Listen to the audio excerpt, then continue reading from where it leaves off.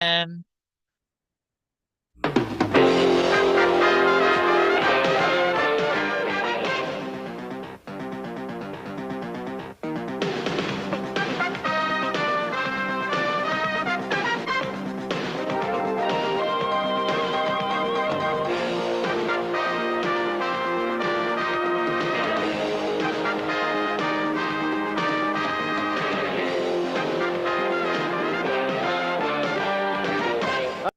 hello and welcome to another action-packed, exciting hour of the Smoky Mountain Wrestling Rewatch Along Project. This is podcasting the way you like it and the way it used to be. This show is a production of the Something Else Podcasting Network, and it is episode number 098 of Smoky Mountain Wrestling from December 11th, 1993, taped December 6th, 1993, at the Ash Central High School in Jefferson, North Carolina. My name is Arya. Joining me, as always, is the little Pete Wrigley to my Nona F. Mecklenburg. It's Trae. Trae, you're looking happily deranged over there. How you doing today? I I don't know who any of those people are. You never watched The Adventures of Pete and Pete growing up? I have. It has been probably very close to 30 years since I saw an episode of Pete and Pete. The theme song came through my YouTube recommended videos, and so I was in a happy place there for a little while, remembering the Yeah, good I old remember that days. song. It was Yes. classic. By the way, the good people at Cage Match, if you're listening to the show, and why wouldn't you be? You have this taping listed as being at the Ashe County High School in West Jefferson, North Carolina. The Ashe County High School was established in 1999 when it consolidated the three local high schools, one of which was the Ashe Central High School in Jefferson, North Carolina, which is where the Smoky Mountain television taping was held. Now I must ask, is it the same building? No, because one Okay. is in the town of Jefferson and the other's in the town of West Jefferson. Okay. Well, God damn it, cage match. Get your Damn shit it. together. Get it together. I got the state right for like the first time in a month. The least you could do is get the name of the high school right. You even got the opening wrestling the way it used to be wrong the way you should have today. Yes, Good I'm job. on top of things today. You're You a know, crackerjack fucker today. See, it was that week off. We needed a week off to just breathe in and breathe out and come back in here. And we'll see if we still feel that way come like a week from today when we're on our like our ninth show in a row and we're threatening to kill each other. Nah, we'll be fine. Because then we'll get a Yes. break. We'll uh Yeah, we'll be apart long enough to miss each other after that. probably, yes. And that's like the first thing you tell me as soon as I get back. You'll be like, "Welcome back from Vegas. When are we recording the Tuesday show?" I'll be like, "Ah, Nah, you'll be itching to oh, go. yes." So yeah, we're talking about Smoky Mountain Wrestling. We are almost halfway home. Uh, Episode number 98 out of 200. After today, we'll be 49% of the way done with Smoky Mountain Wrestling. You know, I Wow. remember back when I was on episode 2, and I'm on episode 98. Hashtag sad face. All right. Did I ever tell you the reason why I decided to do Smoky Mountain, or at least what led to me doing the original format of this show? What was it? So, basically, the original format of the show was our Friday night spot show format, where I would just watch and, do running commentary over a show as it's happening. And that very quickly didn't work out. But I'd actually done a couple podcasts doing live, quote unquote, play by play of the 2023 Royal Rumble. The first one Cody won. And I had fun doing that, and that led to this. So, That works. yes. All right. So let's jump into the intro of this week's show. It's with Bob Caudle and Dutch Mantel, and we have some stuff to talk about this week. Hi, wrestling fans. Welcome to another exciting, action-packed hour of Smoky Mountain Wrestling. Professional wrestling the way you like it and the way it used to be. Hi, I'm Bob Caudle along with Dr. Dirty Dutch Mantel. And Dutch, we got a great hour in store for all the fans this week. Jim Cornette has got the Moondogs licensed. Well, they're licensed now, and Cornette is a sharp operator, and now they're legally licensed in Smoky Mountain, and they should have been from the first. And they're going to be in action right here today, fans. Also, we're going to see some footage of the bruises and the heavenly bodies. That's from Thanksgiving Thunder in Knoxville. That's something you don't want to miss. We're going to hear from the Bullet, and also from Captain Redneck Dick Murdoch during this hour. Brian Lee will be right here in action. And Dutch, what about our Beat the Champ? Well, we got a little situation here. Tim Horner is injured. He's hurt. Now, this week for Beat the Champ, since Tim Horner was the champion, we're going to draw two names. A brand new contest starting today. My hand goes in, and the first name I pull out, let me see, Jimmy Del Rey. One of the heavenly bodies. One of the participants, and the other participant, let me see, is none other than Tracy Smothers. We'll go against Jimmy Del Rey for a brand new Beat the Champ contest right here in Smoky Mountain Wrestling. All right, fans, we're about ready with the action right now. Let's go to the ring. Okay, so the big news, quote unquote, the big news, the Moondogs are licensed, and they're now going to be a regular part of this program. Well, they're gonna get their fucking licenses pulled after the fuckery they pulled on this show. Yes, if I were the Smoky Mountain Commissioners, the board of directors, I would immediately yank their license. But we're also going to hear from Captain Redneck Dick Murdoch today. Let's just Boy, say are we. that's just fucking amazing. Let's just It, start. oh, it's the Go ahead. best. Yes. It's the best. And speaking of things that are the best, Tim Horner is hurt. If he was really Oh, hurt, we wouldn't oh actually be celebrating. But no. Tim Horner is no longer here to defend the Beat the Champ TV title, but we're still Oh. going to have Tim Horner on this show today. But before we get there, we're going to have our new Beat the Champ crowned in a match between James Del Rey and Tracy Smothers. Hey, that sounds like a hell of a match, doesn't it? It does. I wonder how it turns out. Yes, we'll Uh, have to wait and see. yeah. Um, Yeah. so we got our first match. It's The Rock and Roll Express versus Paul Lee and Larry Santo. And I got to say, when we just saw the back of him, I thought Paul Lee was Golden Boy Joe Kazana. He had the gold robe, the blonde hair, all that stuff. I guess you can't have too many Ric Flair ripoffs on one promotion, huh? I was trying to put together what blind job guy that this was, and then they announced that it was Paulie teaming with Elio Del Santo here. Yes. Sorry, I didn't. I I told everyone El Hijo del Santo's shoot name there. I apologize. Um, I can't say it won't happen again, but if he wrestles next week, it'll probably happen again. I Now, because respect your honesty.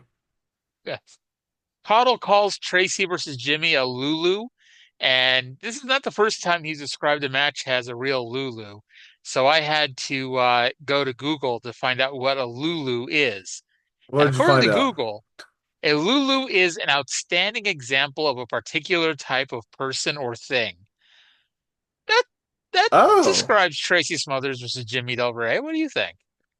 you know what? If I've been looking for a word that perfectly describes Jimmy Del Rey, and I think Lulu just about hits it on the head, doesn't it?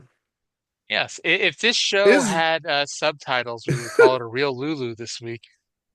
Could there be a better version of Jimmy Del Rey than Jimmy Del Rey? I don't think that's possible. Absolutely M- not. Much Well, like how no, Tracy we're Smothers wrong. is the absolute best Tracy Smothers. Because we find out, not only do we have Jimmy Del Rey, we have Jimmy Del Rey with the fancy gold belt now. I guess This is the first time that they've been champions since Jimmy Del Rey's Yes. been in, isn't it? Yeah. This is the first time. This is Yeah. the first title reign for this version of the Heavenly Bodies. Yeah. I've just gotten so used to watching them being the only two teams to have the belts that it just didn't even occur to me that uh this is the first time Del Rey's had them. Yep. Speaking of which, they tell us that next week we're going to see highlights from Survivor Series with the Rock and Roll Express versus the Heavenly Body. So I guess Stanford finally got off their butts and sent footage down here. About Um, damn time. I, I had to laugh, although I guess I wrote now that Horner's gone, they plugged calling Pam Lawson during this match, but I wrote it too. Horner's going to be on the show. That would have Horner's been going to be even on the show. funnier. The context that Horner is on the show in, they should have just put the Pam thing under there with no explanation.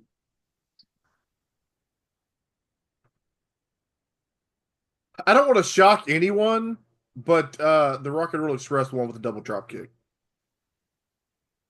I was going to say you don't want to shock anyone, but the Rock and Roll Express are really good at wrestling.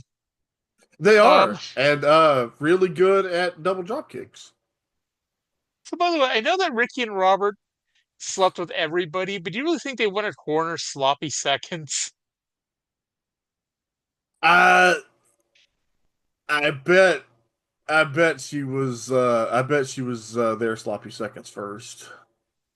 Probably. Okay. It's unfortunate that we're going to have the highlight of the show in the first 10 minutes, but unfortunately, we didn't edit this Smoky Mountain show and put it together. Let's go to Jim Cornette, and that is going to segue into the best thing we've heard on this show in at least a few weeks. With me right now here is none other than Jim Cornette, and this man has got a lot on the line at Christmas Chaos in Knoxville. That's exactly right. And not only Knoxville, but all over the Christmas Chaos Tour, that's exactly what's going to happen. It's going to be the Bullet, who everybody knows is Bob Armstrong, and he is going to be putting his mask up against Captain Redneck Dick Murdoch. And you know, you saw last week, if you watched television, how I said I would put up anything that I had to get the Bullet to put his mask on the line. And you know what? That old redneck is cheaper than I thought. Now, I know these people would probably put it up for maybe a couple of food stamps and maybe a swig of cheap liquor. But Bullet Bob Armstrong, he was a little, shut up, he was a little bit more expensive than that. I said, I'll put up anything, Bullet Bob Armstrong. Just put that mask up. You know what he said? He came back, and I signed a contract. All I had to put up was $5,000, and Dick Murdoch is going to get that match against the Bullet for his mask. My $5,000 against the Bullet's mask, and you know that if that mask falls and it's revealed that the Bullet is really Bob Armstrong, like everybody knows that it is, then Bob Armstrong is going to be banned from Smoky Mountain Wrestling for the rest of his stinking natural life. And right now, before we go any further, I want you people to hear some comments from the big man himself. He sent them all the way in from Colorado, Captain Redneck Dick Murdoch. Take a listen to this. All right. What else could a man ask for? Coors Light, cold beer? What are you doing? We just killed this guy a couple weeks ago. We ate him. What are you doing with him on? Keep it warm. My God, it's hot out here. Let me tell you something. It's getting warmer and warmer and warmer. It's getting hotter and hotter because you see, time's ticking down. You see, we're having a beautiful, beautiful time here at the end of the Spanish Peaks in the southern foothills of Colorado. Bring them right over, honey. Bring them right over. It's just perfect out here, ain't it? Beautiful Texas ladies. Look at this. Look at this. They're flying out from Tennessee to watch us slaughter. You see, what makes Texas so great are things like the Alamo. You see, everybody goes to San Antonio, Texas to see the Alamo thinking that the Texans fought there. They didn't. There was 181 stupid, ignorant, gutless people from Tennessee. Because, see, if they had any brains, they'd have ran when the Mexicans gave them the chance. But no, they got to stand there and get killed. All 181 of them. And then 2 weeks later, at the Battle of San Jacinto, the great General Sam Houston, he comes down, whoops all the Mexicans, and this credit and history goes to the Texans as going. Well, let me tell you something, Bob Armstrong. The history and the credit is going to go to the Texas again because you see, Mama Cornette is paying me a lot of money to come out there and take that mask off and get you suspended for life. But you see, Armstrong, I'm not going to do that. I'm going to torture you. I'm going to break bones. I'm going to mangle you. I'm going to hurt you, Armstrong, because I want to see your ugly, scraggly, stinking wife sitting there at ringside over the holidays squalling like a banshee and crying and looking at all them snotty-nosed punk kids that you've raised and look at them and say, Daddy, can we help you? Can you help me? You're going to say, no, just stay out here because this man is my master. This man flew all the way out here and he is doing this for an assassin. Because you see, Armstrong, remember Orlando, Florida years ago at the Orlando Sports Center when you and I wrestled and I ruined your career? Well, I'm going to ruin it again, Armstrong, right here in this stinking place of Tennessee. Because you see, Mama Cornette sent a limousine to pick us up. She's flying us first class. Champagne flight, baby. And when we get there, the beer's going to be flowing, and it's going to be a pandemonium and mayhem. Because it's going to be like that big, fat partner I used to have, Dusty Rhodes said. It's going to get funky like a monkey in Knoxville, Tennessee, baby, over the holidays. Okay. So before we go to the rebuttal on this, there's a lot to unpack here. There's a lot. Start Dick Murdoch shirtless drinking Coors beer on a porch in the snow in Colorado. This was a Lulu of a Dick Murdoch promo. Yes. Yes. This is what Bob Caudle meant when he talked about the Lulu earlier. This. Dick Murdoch shirtless outdoors in December in the snow. Not just in the snow, while it is snowing. Yeah, I know. In the snow. When I said in the snow, like it is actively snowing. And the promo, it made the historian in me laugh, the promo bashing the Tennesseans at the Alamo. By the way, have a trivia question for you. Do you know the only person who has ever been elected the governor of two different U.S. states? I don't know. It was Sam Houston, who was mentioned in this year promo. Not Jake Roberts' brother, right? No, a different Sam Houston. This Sam Houston was the governor of Tennessee from 1827 to 1829, and then the governor of Texas from 1859 to 1861. Also, in between that, he was the president of the Republic of Texas, such as that organization was. There's also a up in Huntsville, Texas, which is north of Houston. That was where he had his home late in life. And there's a huge fucking marble statue of him by the highway that's like, I don't know, 50 feet tall. And I'll just it's always like a landmark that we know about where we are in the trip when we see Sam. Now, I do have to ask, I know this is kind of silly, but how would you grade Dick Murdoch's version of history here? It's well, the part about the defenders of the Alamo being a large contingent of volunteers from Tennessee is correct. That's the reason that Tennessee got the nickname the Volunteer State was the large number of Tennesseans that volunteered to fight in the Texas Revolution. And also, there's a Cornette promo from somewhere at some point. Oh, I think it's in World Class actually, so we're probably going to see it in the next year, where he talks about the Alamo and how the good men from Tennessee tried to save the whole thing. I was gonna say, are we gonna have to like compare and contrast Dick Murdoch's history versus Jim Cornette's history? It's it's it's funny. It's funny because that's like it really is. Murdoch cut the version of this to antagonize Tennesseans, and Cornette cut the promo to antagonize Texans. So it's really, I really appreciate that aspect of it. And now they're coming together on Christmas night, at Christmas Chaos. Now, to rewind a little bit, so last week, or I guess it is by 2 weeks ago, but last week's show, the Bullet said that he was going to come up with some stipulation that if he wins this match at Christmas Chaos, that he can have. And Cornette said he could have any stipulation he wants. Now, I figured, and I forget what you said. I don't know if you just agreed with me or just didn't have a comment. I said, well, it's obvious he's going to want the commissioner job put back up. And that's not what happened. Instead, he just wants $5,000 to Yeah, be and on the line.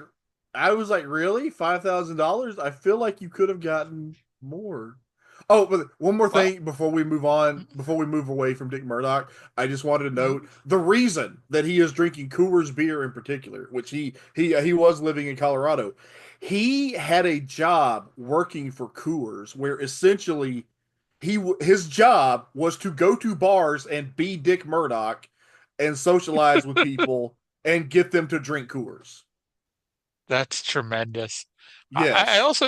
I also note that um, someone who is either his wife or his daughter is sitting next to him wearing a blanket, and then someone else who may either be his wife or his daughter brought him another beer. Maybe they were both his wives. Were both his daughters. Hope Uh, not. okay. You hope that he doesn't have two daughters? Well, I hope that if he had daughters, that he wouldn't keep them out in the cold like that. Well, I mean, he doesn't necessarily have to keep them out in the cold. They can be doing this voluntarily. So if he had two wives, it'd be okay to keep one of them out in the cold like this, but not two daughters. Well, the wives are adults; they're choosing it. I mean, Dick Murdoch is in his mid 40s here. I think his daughters, conceivably would be adults by this point.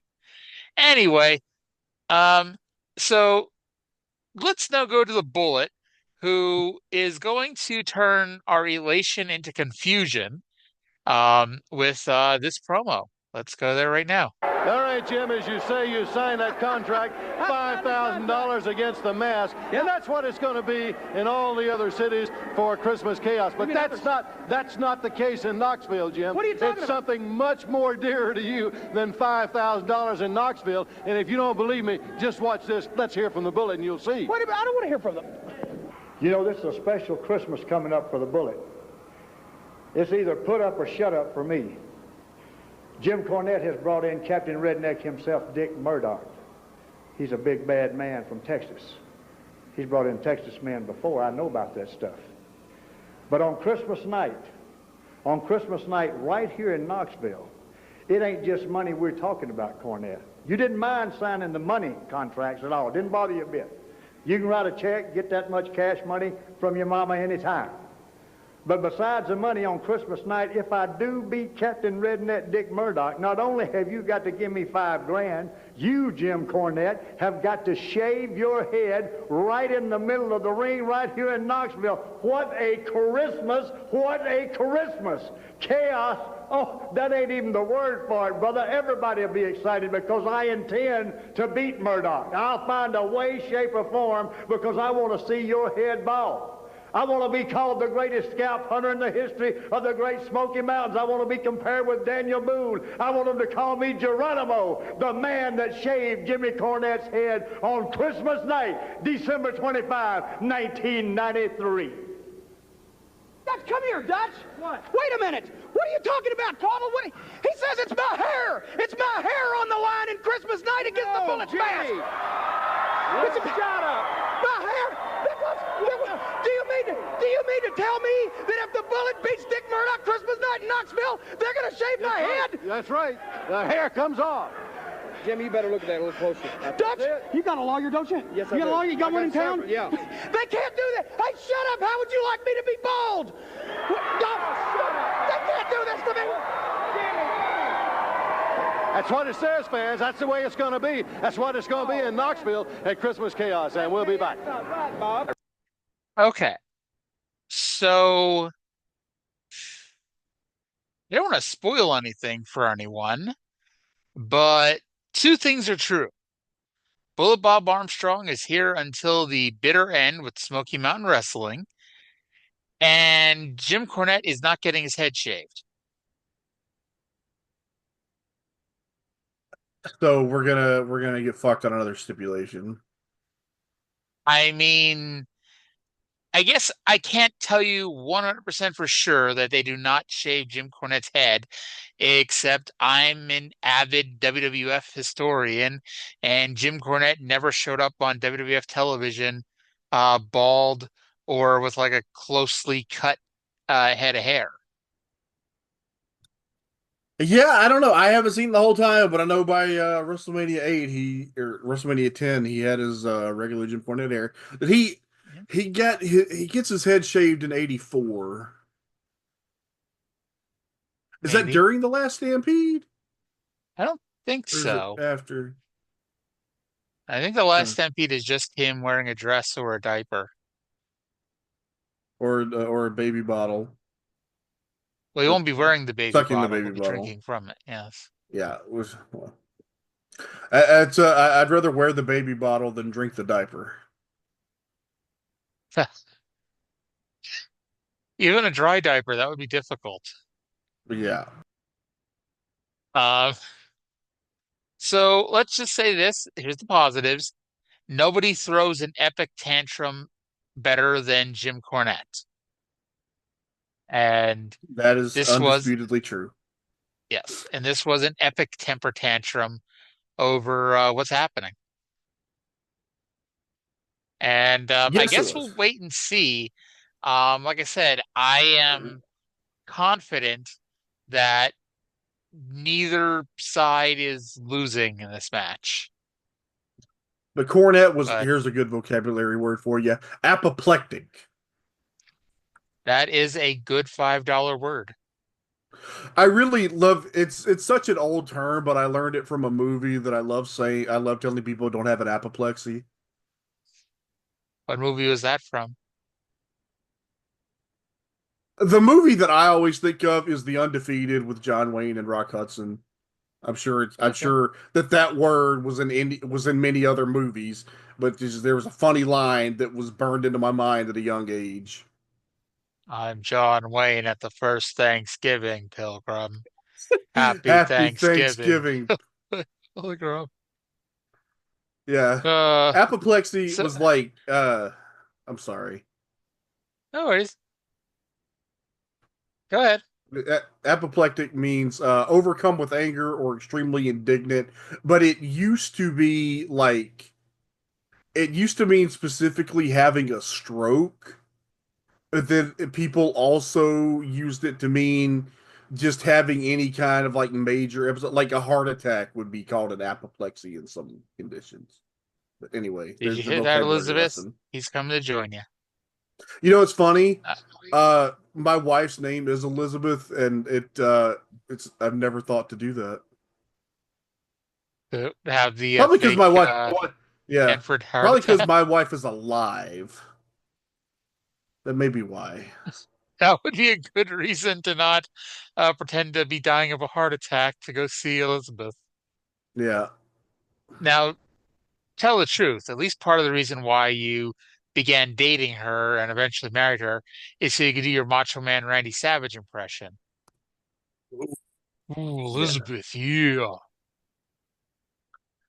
Cream will rise to the top. And I'm assuming when you proposed to her, you just, word for word, did the Macho Man Randy Savage proposal to Elizabeth. You probably Uh, even had uh, a Mean Gene Okerlund lookalike there to coach you along. yeah. It might have been the real Mean Gene. What year did he die? Like 2018, 2019, I think. Oh yeah, he was still And alive. You don't and know you could have had how hard he was to get a hold of. a Roddy Piper impressionist like 75 feet away screaming at you, "Come on, Randy!" There's a the best part to me of the Undertaker's debut is it's like this kind of like serious moment in this character, and then there's just Roddy. Look at the size of that ham hock. Roddy Piper was Uh, amazing. yes, yes, he was. Um, he may not have been the greatest color commentator of all time, but he was memorable. Yes, he He was. was a lot. he was a lot more memorable than Byron Saxton, who's Who? been a color commentator for like a decade now. Is he really still a Uh, color commentator? I thought he was on NXT with Vic Joseph. No, I'm saying that's Booker T now. And no, I did not think Booker T and Byron Saxton were the same person. But like I thought he was doing NXT until like literally it occurred to me, no, it's Booker doing it. I think the last time I watched NXT, it was still Bad News Barrett. Um, whatever happened to poor Corky Graves? Is he still throwing a tantrum? He was really mad, wasn't he? Remember whatever happened to that guy? You remember Percy Watson? He was like a lot of people. He was good for 1 week, and then it got like really grating on nerves. Like remember when Tensai was an announcer on NXT? Vaguely. Yeah. Honestly, like I would have to go back and rewatch it, but you know that Byron Saxton was a wrestler first, right?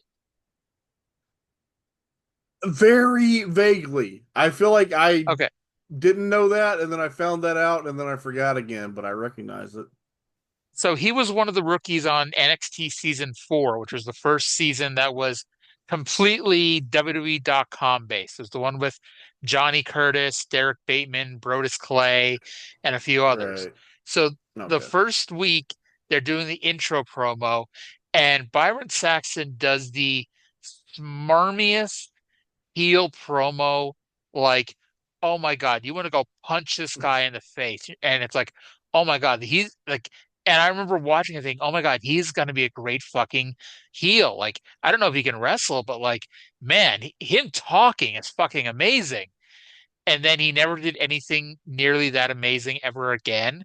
And I'm afraid to go back and rewatch that first promo just in case it wasn't him being a smarmy heel. This was just him being a really bad baby face. According to Wikipedia, he is a backstage interviewer on SmackDown. Also, Sure. apparently, he was in the same kindergarten class as Alex Riley. Interesting. That Yeah, that how about kindergarten that? class that kindergarten class gave us losers on NXT seasons 2 and 4. And actually I'm pretty sure he Byron Saxton was brought back for NXT Redemption and lost that too. Um Oh, wow. that's a hell of a kindergarten class right there. Um anyway, back to the wrestling show we're talking about. Oh, I gotta love this show sometimes. Did you watch the local promo with Daryl Van Horn? Yes. Oh God. I I don't know whether to laugh or not. Like his verbiage wasn't funny. He talked about hitting a dog's head against the wall and breaking its ribs, which is not funny, but Brian Matthews' reaction to all this, that popped me. Like I'm sure he had no idea that Daryl Van Horn was going to say these things. And he just his jaw drops and he's staring wide-eyed at Daryl Van Horn. Like you could see him in thinking in his head, can we air this on TV? You know, Cornette has said so he's working in the WWF at this time, and he has had conversations or would have conversations maybe over the next year with one Johnny Polo, who is being frustrated with being stuck as a manager in the WWF, and he wants to get back into wrestling, and he wants to come to SMW. And Cornette has later said that, like, yeah, I don't really think that would have worked. You know, ECW was the right choice for him, and it was. The Raven character is very unique, but I'm just thinking right now, I cannot imagine a more obnoxious pair of human beings than Daryl Scott Van Horn Levy and and Daryl Scotty Van Horn. Flamingo. Yes, yes. Wouldn't that be amazing? That would be tremendous. That would pop the territory, no doubt. Yeah, yes. Um, Chris Kanyon versus Primetime Brian Lee. I wrote exactly one sentence. Primetime Brian Lee won with a top rope knee drop. I wrote that, and I Then, wrote that this was perfectly fine. yeah. And I think this is still Chris Canyon with a C. So he's not even Canyon with a Oh, K yet. oh, I'm spelling it with a K just for Yeah. consistency purposes. Yeah, I think we all do.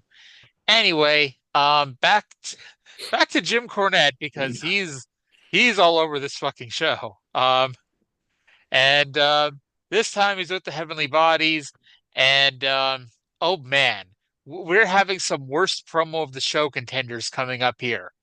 Let's go to that right now. And here they are with us right now, the new Smoky Mountain Tag Team Champions, the Heavenly Bodies. They've got the gold right around the waist. And let me just, I want to bring things back to earth. I'm going to appeal and I'm going to investigate this hair thing that the Bullet has obviously gone to all the commissioners, all the board of directors that he's so buddy-buddy with and got put in that contract. The contract I got in the mail didn't have any stipulation like that. The appeal is going to fail. But let's talk about something else. Yeah. Christmas Chaos, the homecoming match.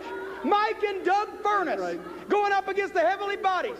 Hey, you know, Mike Furnace, he's so upset because of what we did to him. He's called his brother all the way in from Tokyo, Japan. Well, I got news for you, Doug and Mike Furnace.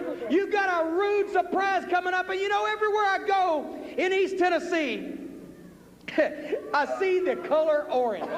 That's the Tennessee color. Yeah, and the color orange has always been a putrid color, in my opinion. You see orange on banners, you see orange on pennants, you see orange on people, you see orange hanging off cars, orange everywhere. Well, I don't think that the color orange adequately reflects the color of the University of Tennessee. I don't think the color orange adequately reflects the University of Tennessee volunteer football players. I don't think the color orange adequately reflects Doug and Mike Furnace. So what we got here, let me say it a second, Jimmy. We went out and bought this. It was on sale, by the way, because it's so cheap and nobody wants to wear the stinking thing. This is orange, and this is not accurate when it comes to depicting Furnace and the volunteers and the whole stinking school of the University of Tennessee. So I tell you what, Bob, you need to back up a little bit. I don't want to get that Kmart suit dirty. What are you doing, guy? Hold on. Let me just, I'm going to alter this. Now turn it around, boys. I want to get a good shot. Okay. I'm going to alter this so that everybody realizes this is the true color of the University of Tennessee. He's got a can of spray paint. What the heck is he spraying? What is that? A yellow streak? Oh, no. Come on. No. To me. That's a lot better than orange to me, huh? You see? No. They're yellow. They're stinking yellow. The football team, the whole stinking school, and especially Doug and Mike Furnace are stinking yellow. And Mike Furnace, I hope you're watching this, and I hope you tell your stinking brother. Wait a minute, here he comes with a football helmet, swinging that thing wildly, and they take off. The Heavenly Bodies and Jim Cornette. You're right. Oh, boy, Mike. Heavenly Bodies, I'm watching it, and I'm coming to Christmas Chaos, and I'm bringing this for you, Jim Cornette. And I'm also bringing my brother, Doug Furnace. He's going to be in my corner, and let's hear what he's got to say about it. My brother called me about 4 months ago, said he was moving back from Europe, wanted to finish college, and thought he would stay there in Knoxville. While during that time, people from Smoky Mountain knew that he had played 8 years of professional football in Europe, knew that he was a great athlete, that he set college world records and lifted.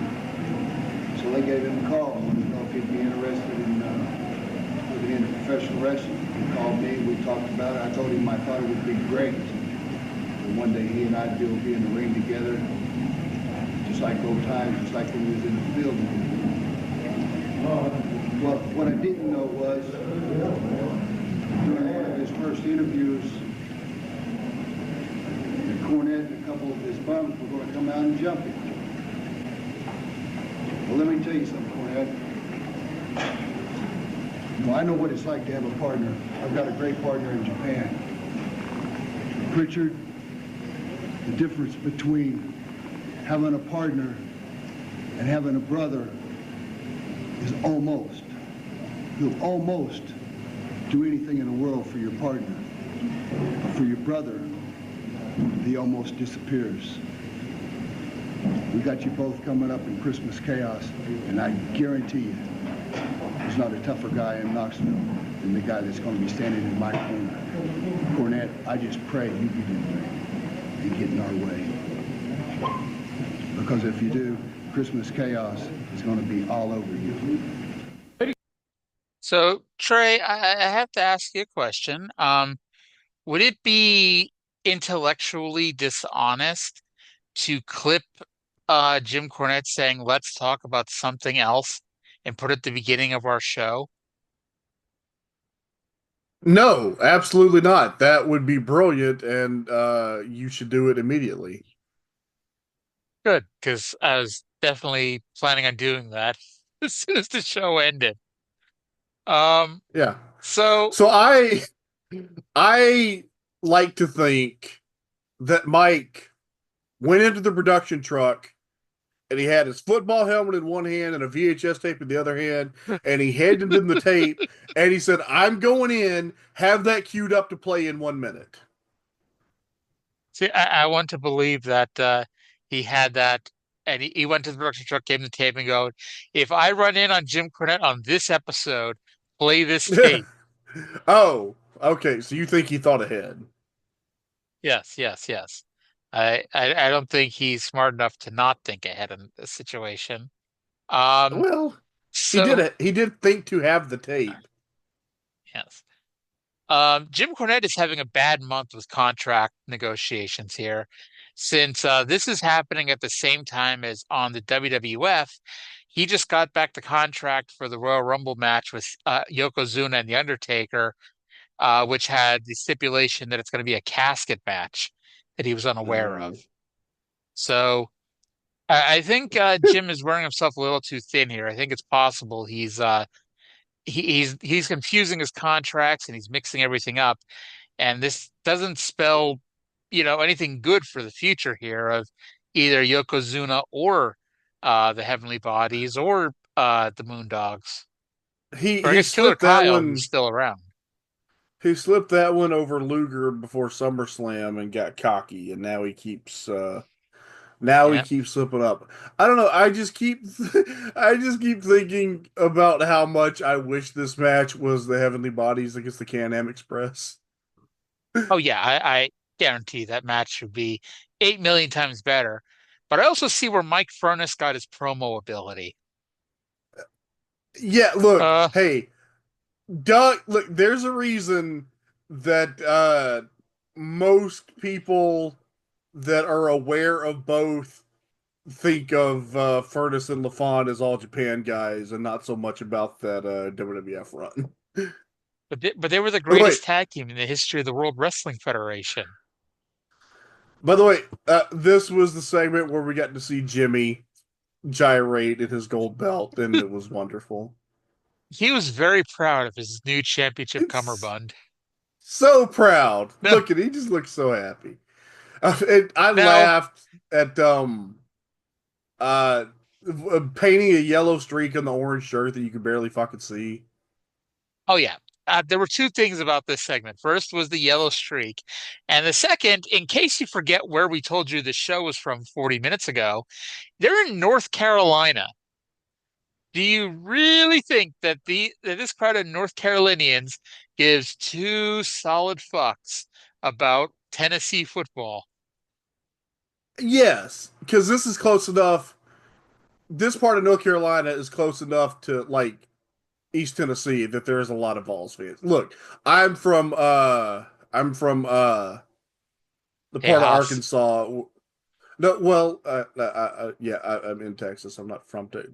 Texas is weird anyway, but like I'm from the part of Arkansas where it's like people are mostly University of Arkansas fans, but there are also like a smattering of LSU fans because we're so close to Louisiana. So yeah, Mhm. those are not strictly restricted by state lines. So that part of it. Now, would it have worked better if they had done this in like Morristown? Probably, but yeah. Um, so yeah, so they are really trying here for this Doug and Mike Furness match against the Heavenly Bodies. Um, I'm having the same moment I had with Tracy Smothers last month, Thanksgiving Thunder. What the hell is the Rock and Roll Express doing at Christmas Chaos? And I guess, Uh, you know, Tracy was in Japan, but what are Ricky and Robert doing? Are they just taking a well-earned holiday off? well, I was gonna say the Moondogs, but no, they're fighting the Harris brothers now. Yep, they're taking on the Harrises. And Let's see. Let's go back and potential spoiler alert here. Let's see what they're doing at the last week of 1993. So they're just not even wrestling. Um, well, I guess they so yeah, took a vacation. there we Good for go. them. Hey, they deserve it. You could argue that they're at the very least the tag team MVPs of 1993 in Smoky Mountain. All right. They So up are next, so go ahead. they are here to stay. They're not here to play. No, they're not. So up next is the fastest match in Smoky Mountain Wrestling history, and Trae is going to argue with me why it's not a match. However, the bell rang and then the bell rang. Is the Moondogs with Jim Cornette versus Michael Collins and Rock Regal. Michael Collins and Rock Regal won in about 1.7 seconds via disqualification. Um, when the Moondogs got disqualified for kicking too much ass. Um, I guess they didn't really kick too much ass. They just like the bell rang and they immediately hit Collins and Regal with plunder and got disqualified.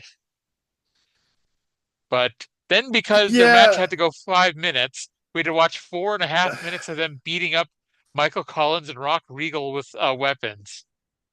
it like this went on for so long. Like I feel like a Mid South, some baby faces would have come out, even if it was just like the jobber baby faces to get beat up.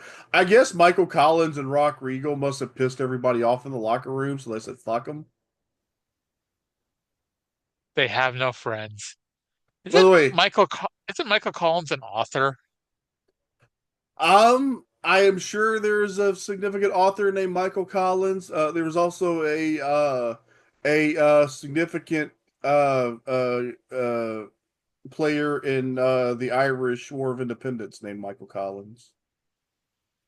So yeah, there was an American author, Michael Collins, who died in 2005, but I don't think that's who I'm thinking of.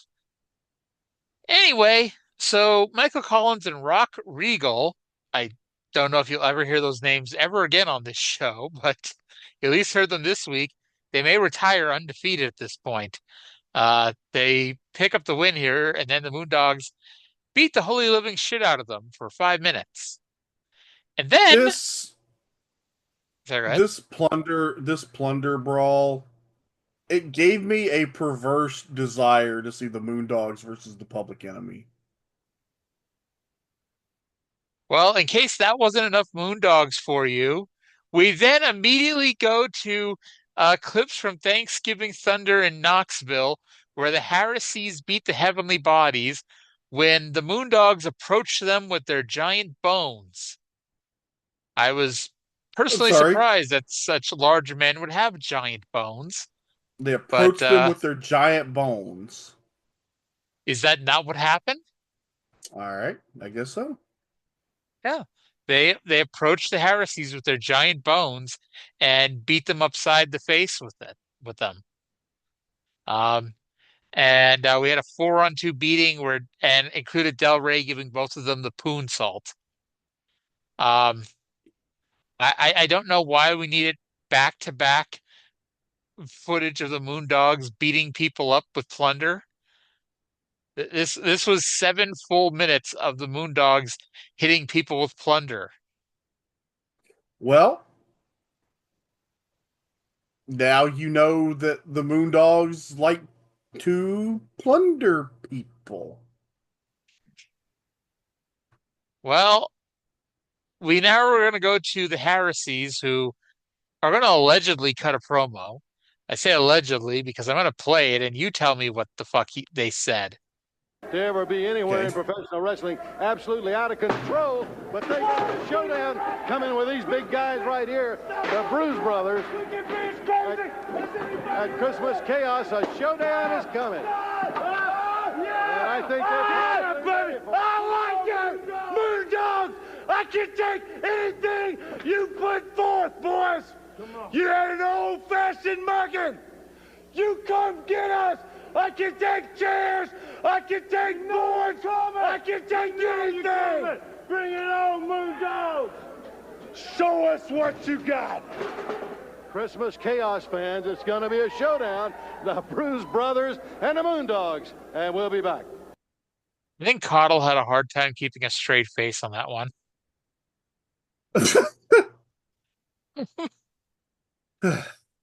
So the heresies explode onto the camera and begin hitting each other with wood. First we had big bones, and now we have wood. Oh my. Yes. This is a very sexual episode of the podcast here.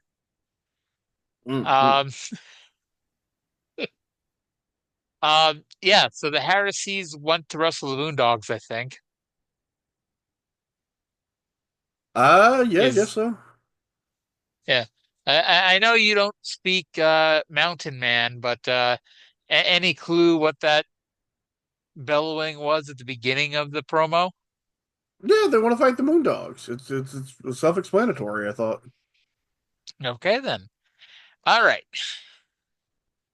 So let's go to, well, it's not really Down and Dirty with Dutch yet, but we're scheduled to have Down and Dirty with Dutch with Daryl Van Horn. But Dutch is going to pitch it first to a promo with our good friend, White Lightning, Tim Horner. And we're going to be back after Tim has something to tell us and go from there. Everybody, welcome to Down and Dirty with Dutch. I'm Walter Cronkite, and that's the way it is. Before I talk to my very special guest, let's hear some pre-taped comments from Tim Horner, who is injured, as you should know by now. Watch this, and we'll be right back with my special guest. You know, Van Horn, I don't know what kind of sick stunt you're trying to pull when you brought this Egyptian man or mummy or whoever it was you brought in. I don't know who he is, I don't know what he is, but I do know one thing. He was a strong man. And I don't know what he had in his arm when he hit me from behind when you, Van Horn, grabbed my leg from the outside, but it crossed my running lights. Now, a few people know this and a few people don't, but I'm going to tell you. A few years ago, I was seriously injured in Atlanta, Georgia, when I got dropped on my head. And the doctors told me that if I ever received a strong blow to the neck, to my lower neck again, I could be permanently paralyzed. Well, I'm not permanently paralyzed because I'm standing here, but I did have some numbness in my hands and down my arms. So at this point, I don't know what exactly I'm going to do, but I know I'm going to be out for a few months. But I will tell you this, one way or another, payback is going to come your way, Van Horn. And I would like to say one thing to the dirty white boy. We've not always seen eye to eye on a lot of things. You've done a lot of things to me, and I've done them back to you. But it took a big man to do what you had to do when you come out. And for that, I'd like to thank you. Van Horn, you're mine one of these days. When I was watching this, I had to legitimately press pause because I could not continue. Are, are we now cursed with, like, now we're gonna have to listen to Tim Horner promos every week again? I laughed when I saw this was to troll Arya. Oh, definitely. And the motherfucker, he's got a neck brace on and he's nodding his head. Stop nodding your head. Fucking clown shoes. Oh my God. A few people know this and a few people don't know this, but a few years ago in Atlanta, Georgia, I had a neck injury and I was told that if I ever get another strong blow to the neck, I may be permanently paralyzed. Well, I'm not permanently paralyzed. Then why did you tell us the story? It must not have been a very strong blow then. Oh my God. Oh. I nearly started giggling because I thought about it coming up saying Pam lost. successful appearances. Oh, that would have been so Uh, fucking funny. It could have been I, perfect. someone's got to ask Cornette sometime and force Brian Last to ask the question. He had to have been doing that on purpose, right? I would think so. Oh God. Um, so I don't know if we're ever going to hear from Horner again. I hope we don't. But the way Aw. we're going, I'm sure we'll hear from him next week. But let's now go back to Dutch, who's in the ring with his guest, Daryl Van Horn, um, who has some more delightful Daryl Van Horny type things to say. Okay, you heard the comments. Joining me right now on Down and Dirty with Dutch, the most popular segment on Smoky Mountain Wrestling, the man who controls Prince Karras, none other. Let's give a big hand right now to Daryl Van Horn. Now, Mr. Horn, I want to welcome you for being with me today, but I want to ask you one question. Is Prince Karras a 3,000-year-old Egyptian prince? Ask Tim Horner what Prince Karras is. If you want to know, ask Horner. Ask Horner how it felt to fall at the hands of Prince Karras at Thanksgiving Thunder. He didn't believe. He wanted to get behind all of this hillbilly swill and go in the ring and prove something. Now look at him. He's going to be serving popcorn over there in the vending stands for the rest of his life. And we would have finished Tim Horner off completely had it not been for the interference of that other piece of Tennessee trash, the dirty white boy. Well, white boy, you've angered the gods. The curse of the pharaohs will rain down upon you and that walking yeast infection you call the dirty white girl, but only when we decide. And I understand, Dutch, that Bobby Blaze wants to now get a little measure of vengeance for his redneck friend Tim Horner. Well, Bobby Blaze, you're from Kentucky. If you're from Kentucky, that means you're coal mining trash, the kind of low-life scumbag that would hammer the teeth out of a house cat and then smear his body with tuna. I hate you, Bobby Blaze. I hate all of these Smoky Mountain rednecks, and Prince Karras will be sending a message out to all the trash out here when you make the mistake of getting in the ring with him at Christmas Chaos. Next week, I'm going to reveal exactly how I found Prince Karras. But until then, Dutch, I want to leave you with these words of wisdom. O me yalo machiatsa lotia mosianasa. O lola sia karina wizada kizanta. Wizada vizak mizaksa lomasiasa. There you heard it, fans. Very controversial words. Well, very controversial man, and I should say I agree with everything you say. Don't go away. We'll be back in 120 seconds. Stay tuned. Okay, so first of all, shout out to Dutch for referring to him as Mr. Horn. I think Rob Dam and Leah Horn are happy to realize that Van is in fact a middle name, apparently. Or Leah Dale, excuse me. What about the great Eric family of Texas? Well, that's Vaughn, not Van. Vaughn and Van are the same fucking root word, Arya. Don't piss me off. Wow. Like, now you're being pedantic. Vaughn and Dan are not the same root word. How the fuck are they not? They're two entirely different. What is German and what is Dutch? They're the same fucking word. I just love how it's easy to rile you up sometimes, and it Fuck you. this time. Fuck you. Oh, lordy, lordy, lordy. At this point, maybe we should talk about AEW. Let's what the hell are they talking about? Oh yeah, so Prince Karras is going to be feuding with Bobby Blaze now, because why the hell not? You know, there's like 6 baby faces on this show getting a push, and he's already murdered one of them, so time to move on to the next one. Getting a push is a generous phrasing. I think Bobby Blaze got pushed out of the way when he accidentally beat Dirty White Boy for the TV title that time. Remember when Chris Candido pushed him into the lake? Who's the most embarrassing that ever happened to him? Chris, no! Why isn't the U.S. Junior Up the Heavyweight Champion bank. on this show this week? God damn it. Him running up the bank wet and pissed off is like the best thing that Bobby Blaze has ever done. More than likely. More than likely. Um, so this is when I started wondering if there was any wrestling on this show because we come back from commercial and primetime Brian Lee and Tammy Fitch are now cutting a promo. Let's go to that right now. As right now, here's our Smoky Mountain Heavyweight Champion, primetime Brian Lee, Miss Tammy Fitch. Christmas Chaos, they've got a date in a triple threat match with Tracy Smothers, the Dirty White Boy, primetime Brian Lee. Let me give you the rules for that match. All three men are going to be in the ring at the same time. It'll be elimination by pinfall only, and the last man in the ring is the champion. What about it, Ms. You know, Fitch? this is so unfair, it makes me nauseous.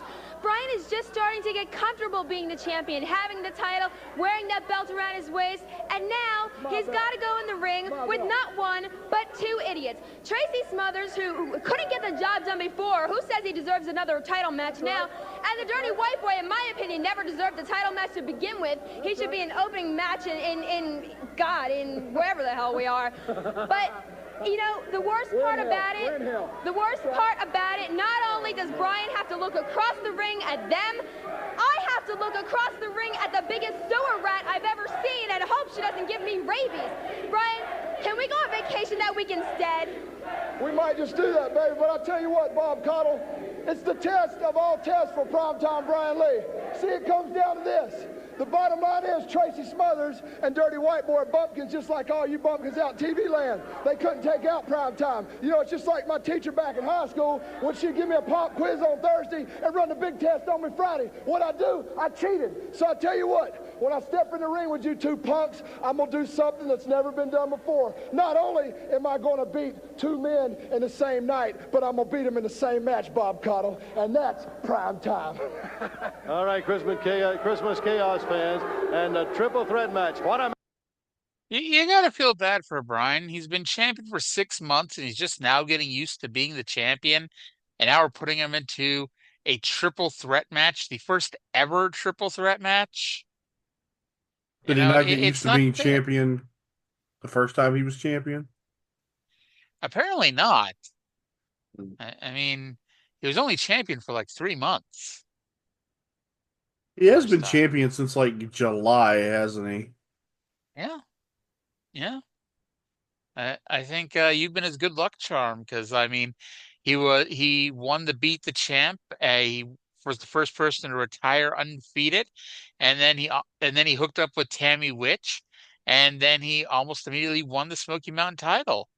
So he's had a good run since you joined the show. Yeah, guess so. Yeah, this is all on you because before you got here, he was being murdered by Kevin Sullivan every week. So I'm sorry I ruined that for everyone. It's all your fault. Mm. Anyway, so I don't want to say poor dirty white girl because I can't wait for her to be off the show already. But she's getting drugged through the mud. Although you might like her better that way if she's being drugged through the mud. That's inappropriate. Is it a lie? Well, I believe CM Punk would say, "Stop me when I'm telling lies." The missus does say, "I like it dirty." Oh Lord! So we get our main event: Jimmy Del Rey with Jimmy Cornette versus Tracy Smothers, whose name is not Jimmy. We find out that Bob Caudle never voted for Jim Cornette as manager of the year. So who do you think Caudle voted for? Let's see. Were there any babyface managers in Mid-Atlantic? Paul Ellering. Yeah, I guess so. Probably. Yeah, probably after a certain point, Paul Ellering. Yeah, maybe voted for number 1 Paul Jones. You know, he would probably vote for number 1 Paul Jones before he voted for Jim Cornette. Definitely. Um, so at this point, everybody came to the ring for immoral support. Primetime Brian Lee, Tammy, Dirty White Boy, Dirty White Girl, they're all down there. Del Rey misses a top rope headbutt, which leads to Tracy's comeback. A battle royal breaks out outside the ring. And what the hell is with our show and battle royals happening on every fucking show we've watched this week so far? Um, but Tracy still pinned Jimmy Del Rey with the jaw jacker to become the TV champion.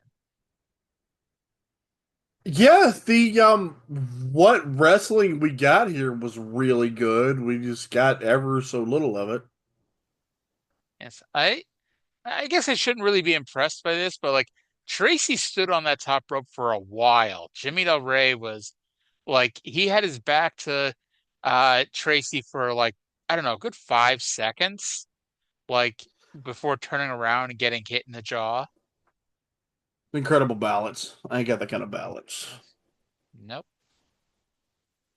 So yeah, Tracy Smothers, as you knew, beat the champ TV champion. And last time he held it, he no, he only held it the one time, right? He only held it the one time, or he lost it Yeah. on the fifth try. I think when he lost to the Night Stalker, that was my first episode. Yeah, but he hasn't won. He didn't win it back after that, right? Because no, because No, he was the it was Smoky Mountain he was the heavyweight heavyweight. champion. Yeah, Yeah. I All right. So I have Tracy's some. gonna try to. So go ahead. No, go ahead and finish, and then I'll say what I was going to say. Tracy's gonna try to win the $5,000 here. We haven't had somebody do that though in a little while, but can Tracy Ooh. be that one person? I believe in him. I think he can. I think he can. I believe in Joe Hendry and I believe in Tracy Smothers as Beat the Champ TV champion. I have an unfortunate duty to report here. The Best Western Eldritch Inn in Jefferson, North Carolina, I'm afraid permanently closed. I thought that's who you're gonna go. Um, but hey, if your friends or business associates need a place to stay, reserve them a room in Jefferson at the Best Western Eldritch Inn. All rooms have climate control, telephones, and color TV. Plus, you have dinner at Ashley's restaurant. The comforts of home and great home cooking. Okay, it has one review on Google Maps, and it's a 1-star review. Do you want to hear it? Sure.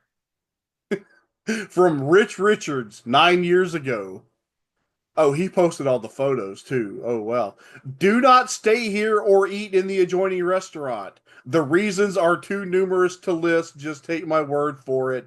To start, both were very dirty. I really can't believe we stayed at 8 here, but it was late and we had no other choice. First, full stop. That was a one fucking run on sentence. Room was filthy, no towels. Chair in room was gross. Wouldn't even sit in it because it was so dirty. Full stop. Bed was questionable. Full stop. I just like the one sentence. The one, like, got a huge ass run on sentence, and then just bed was questionable. And then in restaurant, dirty table, dirty glass, coffee cup. It doesn't say if the coffee cup was dirty. It just said that there was a coffee cup. Food still on forks, knives and spoons. I'm not kidding. So, Exclamation point. so wait, Just find another was there place. Do not stay here. was there food on the knives and spoons too, or just they had and he's offended Uh, by this? I think I think that grammatically that part of it is okay. Okay. Although I grammatically, really none of this is okay. I just like that they had coffee. The reason why he put them down. Oh Lord. I'm giggling so much that I somehow turned on my TV because I had the remote in my hoodie pocket.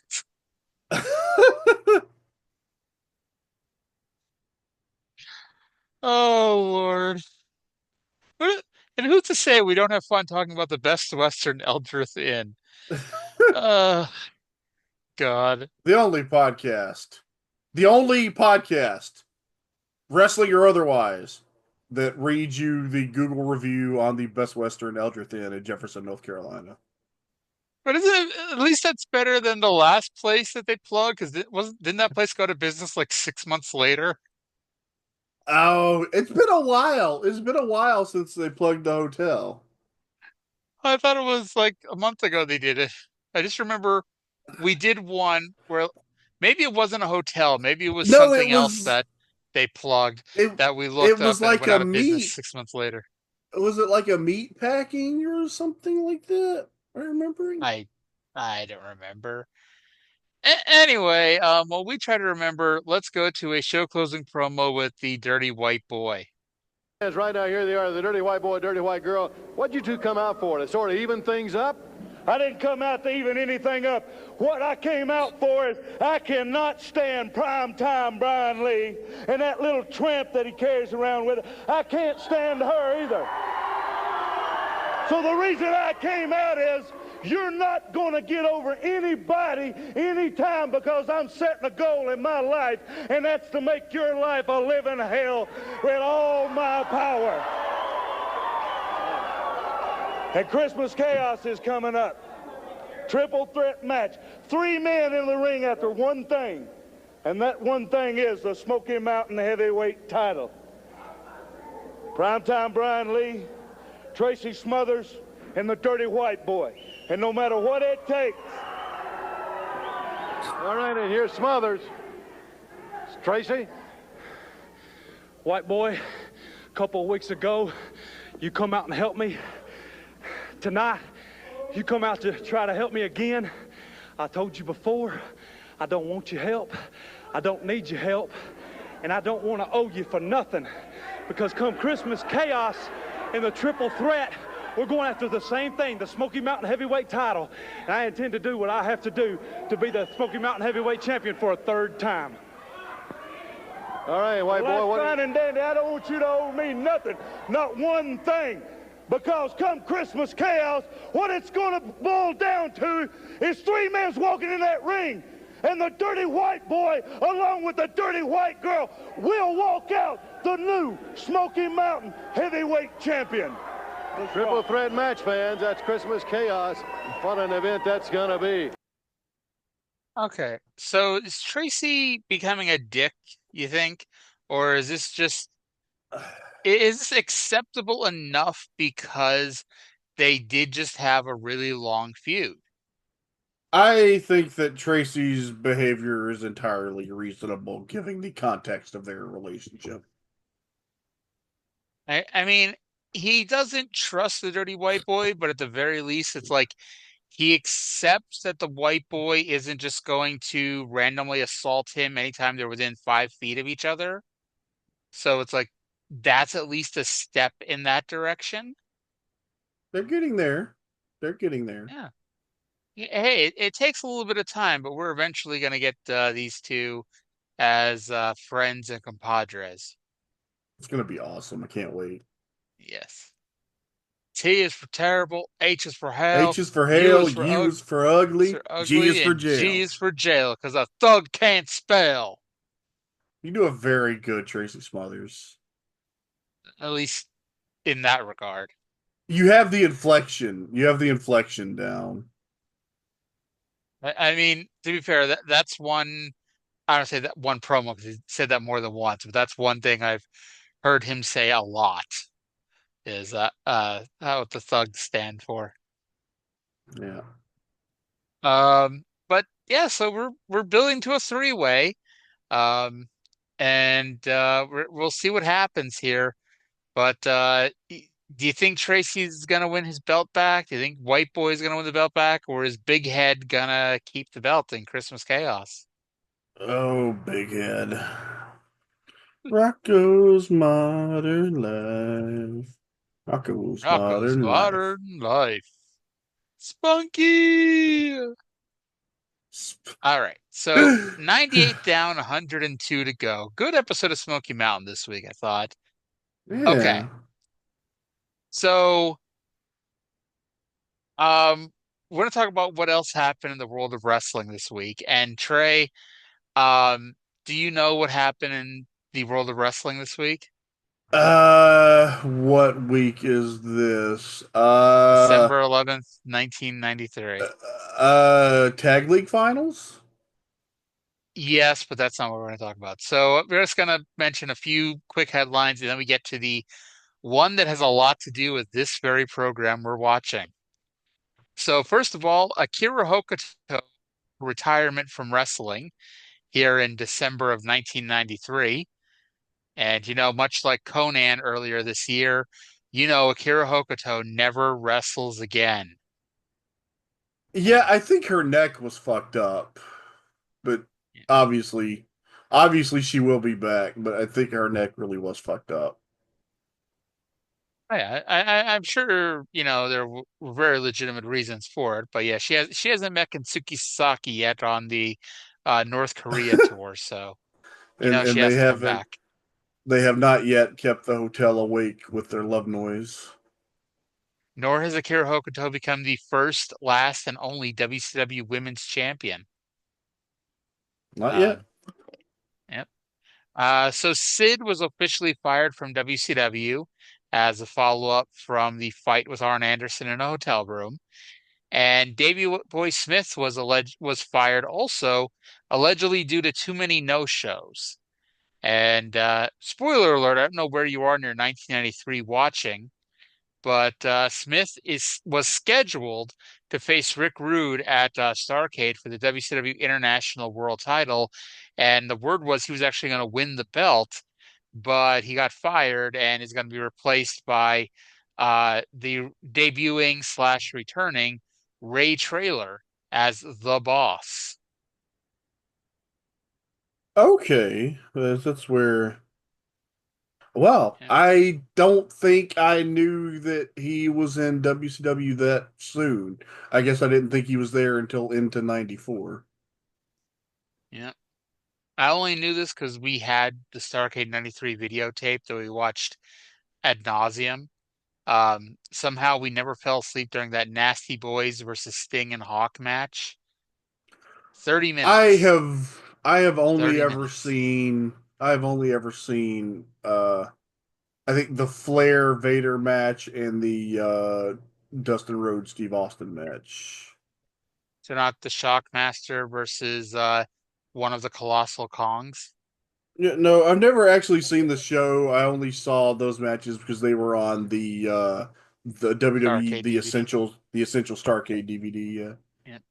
I mean, it's a one match show.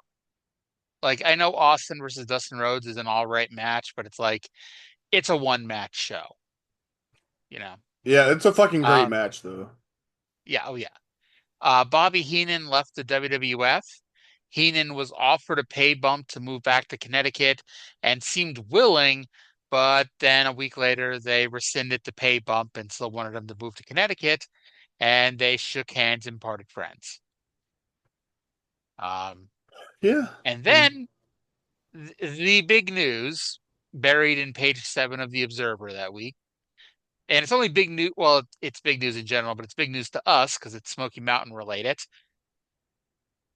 The Smoky Mountain Race Riot was this week. Um, and I'm just, Oh. and this is 6 months before the Gangstas. So I'm just going to read word for word what Dave Meltzer reported because it's a nice chunk of verbiage here. A brawl between several spectators, security guards, and wrestlers from Smoky Mountain Wrestling on 1210 in Wise, Virginia, may turn into a major story because of fear that the NAACP may get involved, and because in some circles it has been labeled a race riot. According to several live reports, there were actually two separate but connected incidents during a 3-on-2 tag match with the Harrises facing Jimmy Del Rey, Killer Kyle, and Jim Cornette. Cornette was doing the gimmick where he was afraid of the Harrises and was hiding behind a security guard. A second security guard told Cornette not to do it, and Cornette and Del Rey both tried to tell the second security guard that it was part of the act, no doubt without actually saying those words. Anyway, the second security guard, who happened to be black, started arguing with Cornette. At one point, one of the three heels was arguing with the security guy who put his finger in the guy's face, and the wrestler, either Cornette or Del Rey, apparently slapped the guy's finger and may have slapped the guy's nose as well. Moments later, Cornette was still arguing, and the Harrises whipped Del Rey into the guardrail, but instead Del Rey delivered a flying forearm to a security guard, and the small brawl broke out. Cornette got in the ring to get to the planned finish, and they got out of there. Cornette went to the head of security about getting the guard thrown out, which is what happened. Later in the show, the second security guard came back with new clothes and a half dozen friends. In addition, in the bleachers, several members of the Clinch Valley Community College wrestling team had been heckling the heels all night, calling them fake and challenging them to a fight. The battle royal came down to Tracy, Del Rey, Killer Kyle, and Bobby Blaze. At this point, Del Rey was thrown out, and and as he went by the bleachers, he was getting major league heckled by the wrestling team, some members of which were black and some of which were white. Del Rey apparently did a Fred Sanford comedy gimmick, challenging him to a fight, and several of the guys jumped down to surround them. The Harrises, who had just been eliminated, came running over, and pushing led to shoving, which led to punches. Most of the guys in the card wound up in the fray, including Tracy Smothers and Killer Kyle, who jumped out of the battle royal simultaneously. Both Ron Harris and Brian Matthews claimed somebody had a knife, although police reports didn't indicate that. And apparently, as the brawl got going, reportedly a lot of racial epithets were used by a few of the wrestlers. Let's see here. Cornette started it by hurling a racial epithet at the second security guard. Let's see here. The police escorted all the wrestlers out of town. Wrestlers were asked about pressing charges that night by the police, but decided against it. Since that time, police have contacted SMW officials, and there was fear about filing charges against a few of the wrestlers, since apparently one fan was hurt in the brawl, and of NAACP involvement because it was reported in some circles as a race riot. And although other people would say that was a misnomer because wrestlers were fighting both white and black friends, although racial remarks were flowing during the fight, which did not help the situation, it is believed the end result of the situation is that Smoky Mountain won't be running any more shows in Wise, Virginia. Yeah, I don't doubt any of the story. I believe in every regards that that's probably what happened. I don't like calling it a race riot. It feels like the race and the riot were correlation rather than causation. Yeah. Yeah. So I think part of the reason why it's forever referred to the Smoky Mountain Race Riot is because Bruce Mitchell and the Pro Wrestling Torch, they really hammered in that it's a race riot for apparently weeks and months afterwards. And so it just Fucking Bruce Mitchell. Yep. Anyway, now that's not to say that Cornette has never used racial epithets. Look, hey, you can. I didn't say that. I said I believe every particular of the story. Yeah. There is a video, and I thought that it was about this incident at the 95 Fan Week when they did the having pizza with Jim Cornette by the pool and answering questions. And Cornette talked about how there was an incident with a black security guard who he did not hesitate to use the language that I am obviously hesitating in saying. But turns out he may have gotten his stories mixed up, or he's had similar incidents more than once during the Smoky Mountain era with apparently a couple security guards. I am certainly not going to defend the verbiage at all. That is, I don't think it's ever acceptable in any situation. I will say, I don't know, not in defense necessarily, but just as a comment on his character.